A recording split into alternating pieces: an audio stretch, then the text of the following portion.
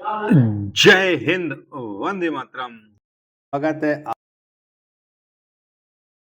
जी के जीएस के भंडारा पर। अगर आप रेलवे के किसी भी एग्जाम की तैयारी कर रहे हो तो रेलवे के हर एक एग्जाम में साइंस जरूर पूछी जाती है। तो अगर आपने साइंस पर अच्छी पकड़ बना ली तो रेलवे में इस बार आपका सिलेक्शन पक्का है। तो आपका रेलवे में सिलेक्शन पक्का कराने के लिए लगातार मैं साइंस के प्रैक्टिस सेट करा रहा हूँ जो आपके एग्जाम के लिए सबसे ज़्यादा महत्वपूर्ण होने वाले हैं। तो प्यारे साथियों, आज के इस प्रैक्टिस सेट को आप लोगों को पूरा करना है और प्रैक्टिस सेट को पूरा करने के बाद आपको अपना स्कोर है वो ईमानदारी के साथ कमेंट बॉक्स में बताना है कि आपने कितने प्रश्न सही किए और ये प्रैक्टिस सेट आपको कैसा लगा। तो प्रैक्टिस सेट पसंद आए तो वीडियो को लाइक और चैनल को अभी तक आप लोगों ने सब्सक्राइब नहीं कर रखा होगा तो चैनल को आप लोग जरूर सब्सक्राइब कर लीजिएगा।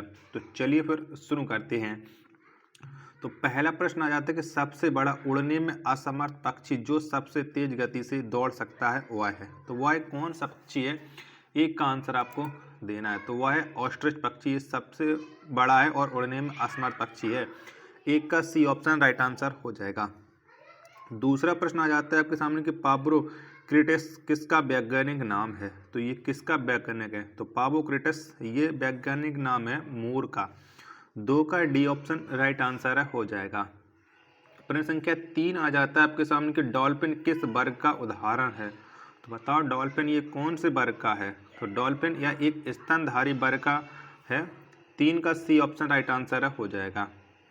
चौथा प्रश्न आ जाता है कि निम्नलिखित में से कौन सा प्राणी स्तनधारी नहीं है। तो बताओ कौन सा नहीं है। तो इनमें से जो स्तनधारी प्राणी नहीं है वो मछली नहीं है, यानी 4 का ए ऑप्शन देने वाले सभी लोगों का राइट आंसर हो जाएगा। पांचवा प्रश्न आ जाता है कि डॉल्फिन वर्गीकृत किए जाते हैं। तो ये किस में वर्गीकृत किए जाते हैं डॉल्फिन को, 5 का आंसर आपको देना है। तो इससे स्थानीय में वर्गीकृत किया जाता है।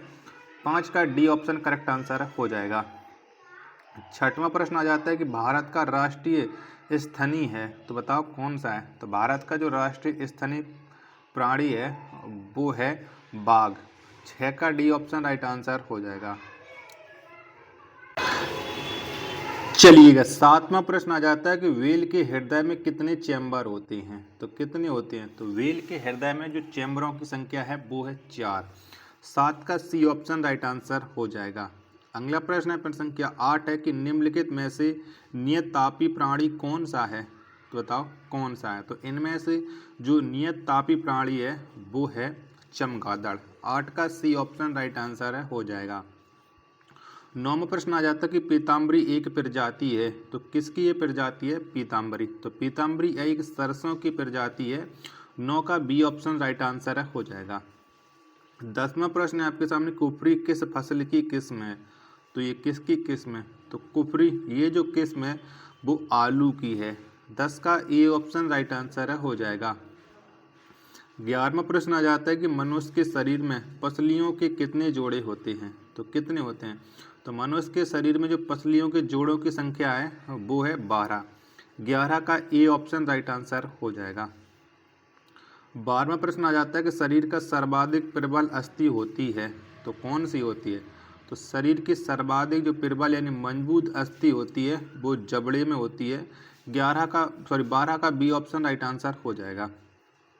13वां प्रश्न आ जाता है कि मनुष्य के शरीर में पैर की हड्डी तो बताओ कैसी होती है। तो मनुष्य के पैर की जो हड्डी होती है वो खोखली होती है। 13 का ए ऑप्शन राइट आंसर हो जाएगा। 12वां प्रश्न है कि टीबिया नामक हड्डी किस में पाई जाती है। तो किस में मिलती है। तो टीबिया नामक जो हड्डी है ये टांग में पाई जाती है। 14 का बी ऑप्शन राइट आंसर हो जाएगा। नेक्स्ट प्रश्न है प्रश्न संख्या 15 है कि मानव शरीर के किस अंग की हड्डी सबसे लंबी होती है। तो बताओ सबसे लंबी हड्डी किसकी होती है। तो सबसे लंबी हड्डी ये जांग की होती है। 15 का बी ऑप्शन राइट आंसर हो जाएगा। 16वां प्रश्न है कि मनुष्य के जीवन काल में कितने दांत 2 बार विकसित होते हैं। तो कितने दांत होते हैं। तो मनुष्य के संपूर्ण जीवन काल में 20 दांत ऐसे हैं जो 2 बार विकसित होते हैं। 16 का सी ऑप्शन राइट आंसर हो जाएगा। 17वां प्रश्न आ जाता है कि मानव शरीर में पाचन का अधिकांश भाग किस अंग में संपन्न होता है। तो ये कौन से अंग में संपन्न होता है? तो ये संपन्न होता है छोटी आंत में। 17 का सी ऑप्शन राइट आंसर हो जाएगा। 18वां प्रश्न आ जाता है कि अधिकतम पोषक तत्व रक्त में कहाँ से अवशोषित किए जाते हैं? तो ये कहाँ से अवशोषित किए जाते हैं? तो अधिकतम जो पोषक तत्व हैं ये रक्त में छोटी आंत से अवशोषित किए जाते हैं। 18 का सी ऑप्शन राइट आंसर हो जाएगा। 19वां प्रश्न आ जाता है कि लार में कौन सा एंजाइम पाया जाता है? तो कौन सा एंजाइम पाया जाता है? तो लार में टाइलिन नामक एंजाइम पाया जाता है। 19 का बी ऑप्शन राइट आंसर हो जाएगा। 20वां प्रश्न आ जाता है कि पेट में भोजन को पचाने के लिए निम्नांकित में से किसकी खास आवश्यकता होती है? तो किसकी होती है? तो पेट में भोजन को पचाने के लिए एंजाइम की खास आवश्यकता होती है। 20 का सी ऑप्शन एकदम इसका राइट आंसर हो जाएगा। 21वां प्रश्न आ जाता है कि मुख से निकली लार किसका पाचन करती है? तो किसका पाचन करती है? तो मुख से निकली जो लार होती है ये स्टार्च का पाचन करती है। 21 का बी ऑप्शन राइट आंसर हो जाएगा।